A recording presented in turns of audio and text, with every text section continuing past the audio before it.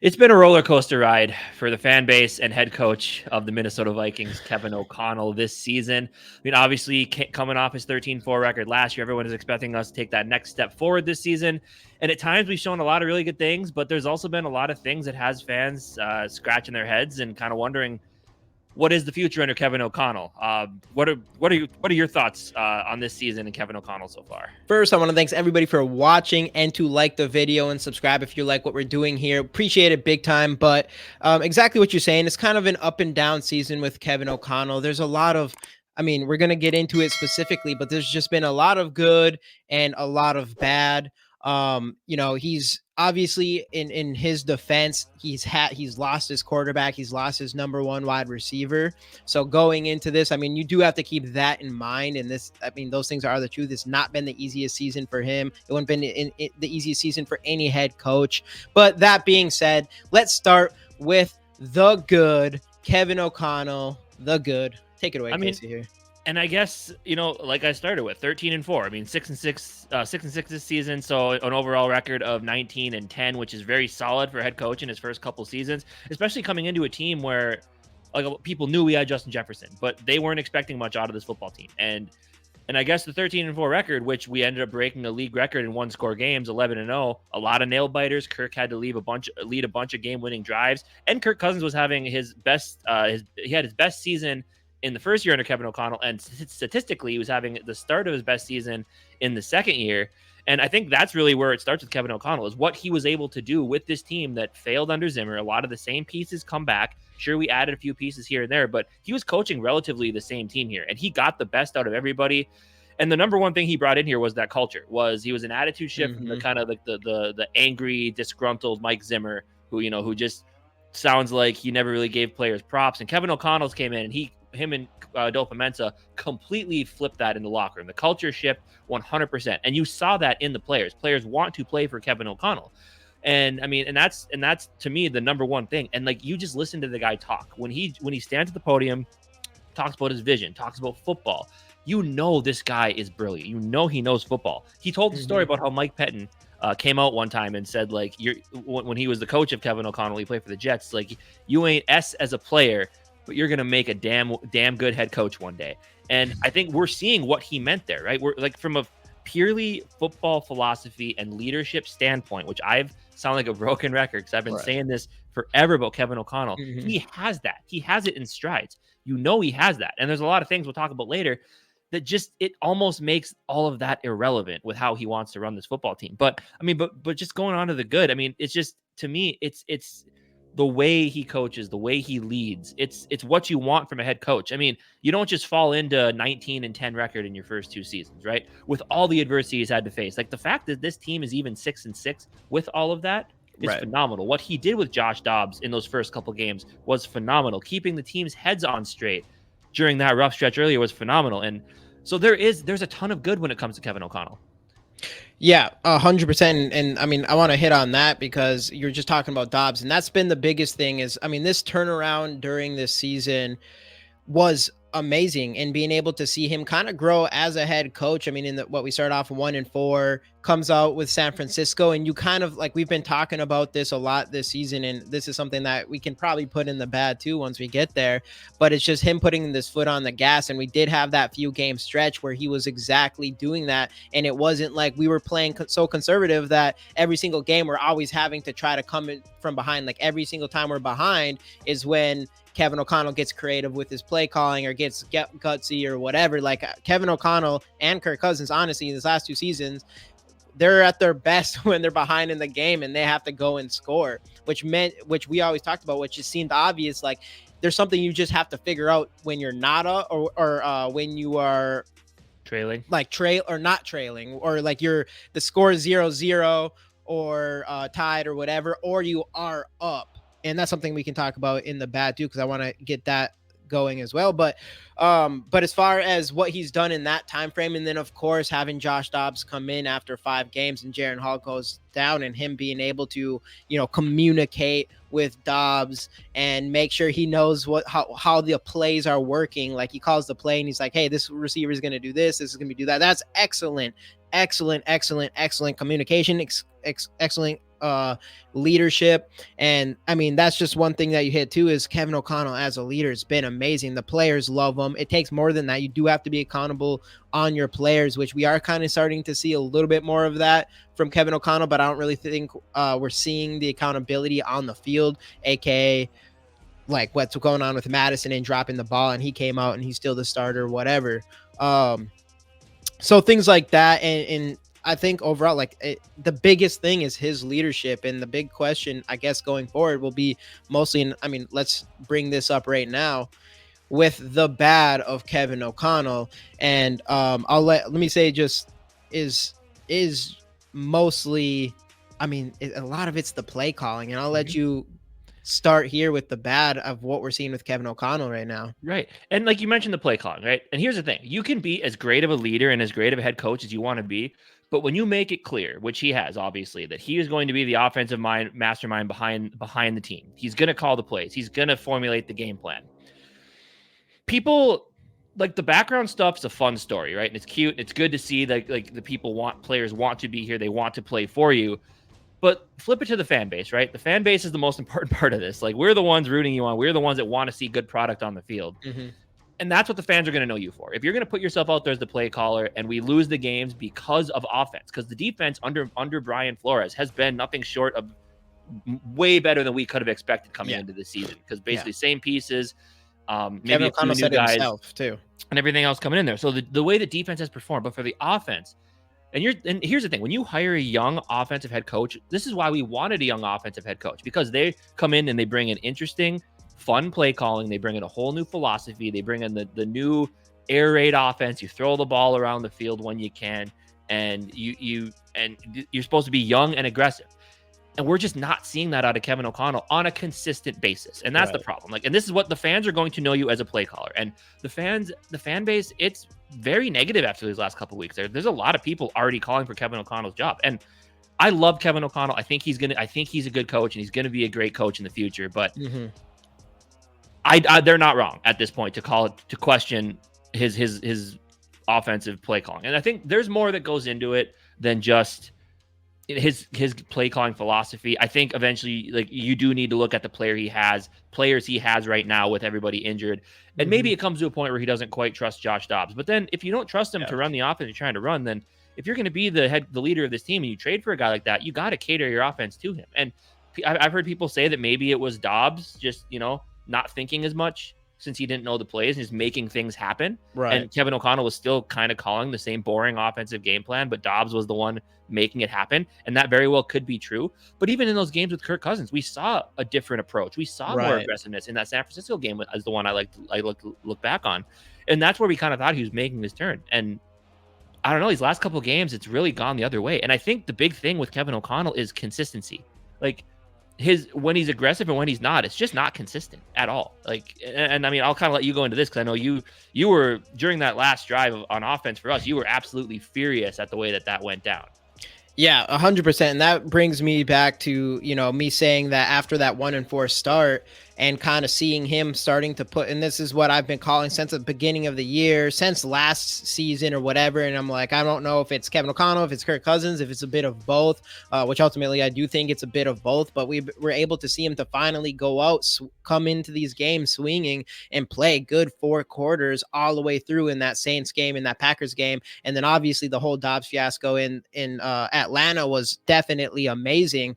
But now it's like he's starting to figure out, and there is times actually during some of these games where his play calling is good. And like I said, like when we're behind in points, we seem to, other than this last game against Chicago, but we seem to make the right decisions, make the right play calls, make Kirk Cousins. This is when it was a big thing of coming from behind, but all of a sudden Kirk Cousins is able to get down deep and all these wide receivers, everything's clicking when we're behind in points, and we almost come back every single time. But then that's the difference, is this Saints game showed you that we dominated in the first time. It's 27-3 going into halftime. And now you get to see how Kevin O'Connell takes being in a lead. And he went straight back to being conservative. He went straight back to being scared, just playing to not lose instead of playing like he needs to win. And because that's the big difference. Every time he plays the need to win, we kill it. And every time we don't do that, he just plays too conservative. And this is exactly what the Saints game, you can't even ask for a better example than that Saints game to let them come back because of such conservative play calling. And then again, I say this Bears game, even though I do get it, 4 interceptions, there's all these turnovers going on this year. You're a little bit afraid. In this scenario, you're like 10 yards away from the field goal.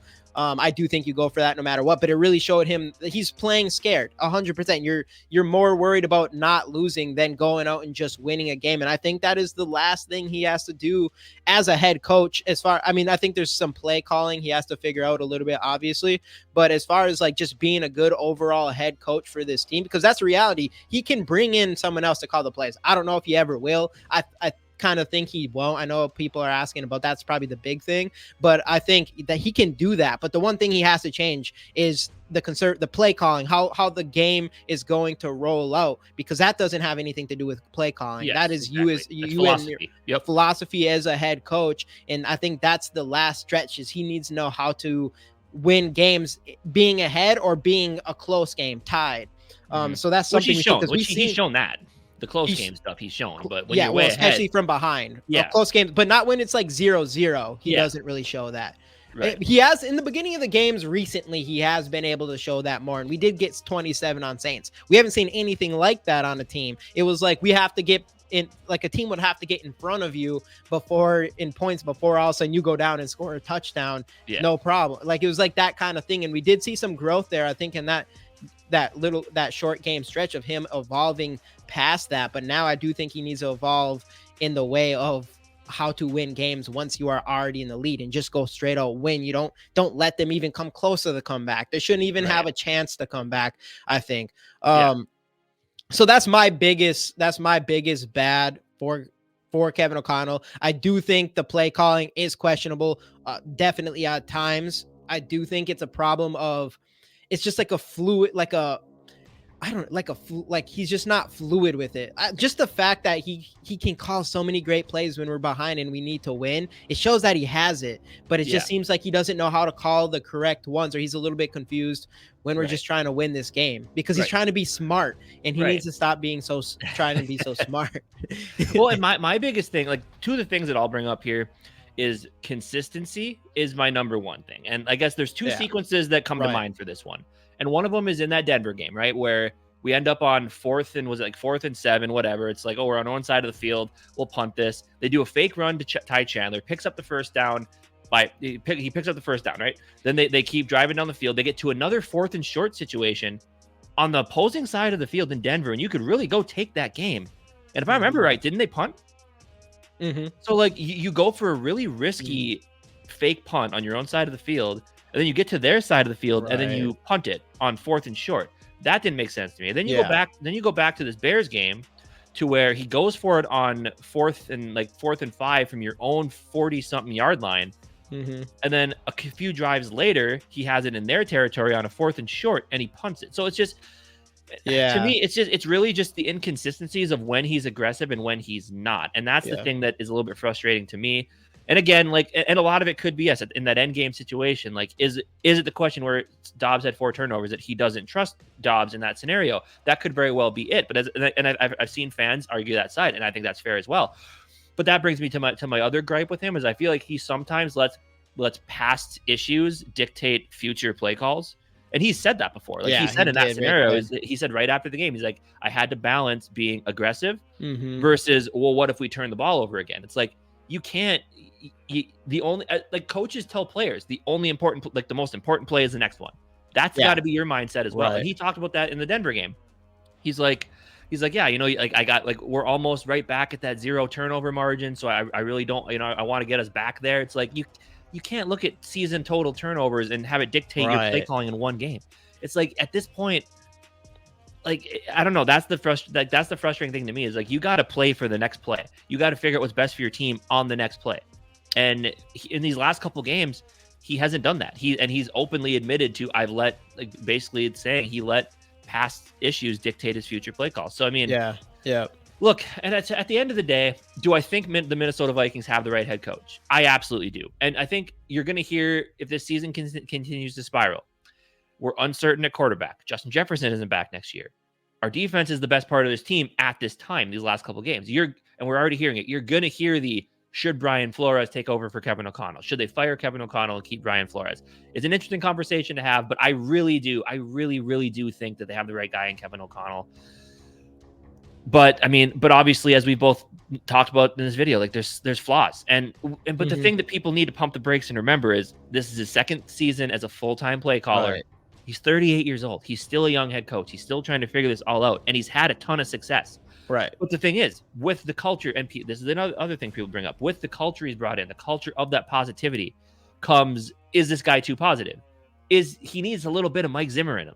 He does. He needs a little bit of, like, pull someone on the sideline, grab Madison by the shoulder pads, like, stop fumbling the ball, sit down, Chandler, get out there for a few. Like, and I get it. It's 2023. Sometimes the world's different now. But at the same time, though, to be a successful head coach, you got to have a little bit of that asshole to you. You know, you can't just be super nice. You just got to be stern, man. Like, exactly. Like, players love to play for player coaches, but at the same time, you got to hold people accountable. And we're starting to see it in strides, like a little bit, like you said, but it's just not enough. But overall, yes, I do think the Vikings have the right head coach. I think Kevin O'Connell could be a very good head coach for the next 20 years if he wants to be. And it's all about, you got to trust your guys on the field, and you got to go. And like you said, it's basically, you got to just go try to win football games. You can't get a lead and then just try to salt the game away. Like, you need to go take control and win. That's the one thing these fans want to see. We want to see you take, like, because there's, in his losses, all of his losses last year, that's what the team did. They started beating us and they took control and they stopped. So there's growth there, but he has so much time to grow, and I think he's going to get there. And I think you hit it on the button with just the word consistency. And I think even with his play calling, with everything, is his consistency in his philosophy. He's not being consistent. Like, he's figuring this out to be more aggressive or just go out and win these games. And he needs to stay consistent with that throughout the entire games, whether he's up, whether he's down, whether it's the score is even, whatever. Regardless, he has to keep that same mindset. He has to play his same way, consistent play style. I think the plays will stay consistent if you do that. I think you have to stay by the consistent philosophy that you're going with, but also improve, because you shouldn't play scared. You shouldn't play from behind. And that's something that Kevin O'Connell is learning as he's growing here as a head coach.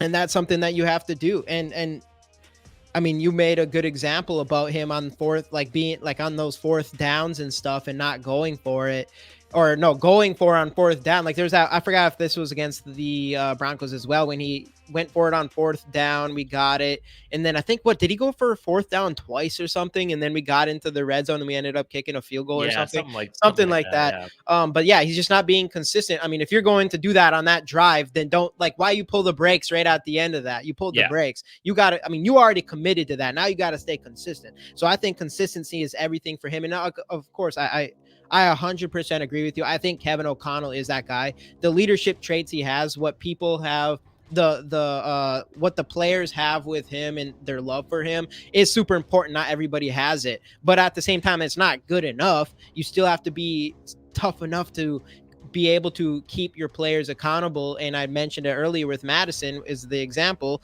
and him saying, like, hey, if you put the ball on the ground, like, you know, you have to have accountability to that. But then he didn't really go through with it. And I mean, we'll see what happens with Dobbs. You know, Dobbs throws 4 interceptions. So what are you going to do? I think it would show, if he brings out Jaron Hall, honestly, I think it would show some growth in Kevin O'Connell in that area, because he is saying, like, hey, you threw 4 picks. I know a couple of them are bobbled, whatever, but we can't have, if that's going to happen in these games, you're not going to win. So you need to bring you have a guy like Jaron Hall that you wanted to see anyways, you might as well throw it in. So I think that will be a big one for him. And then another thing that I do think he has to grow, and this is another thing that, like, right now, this little stretch here is hard for, I already said this, but it's hard for any head coach.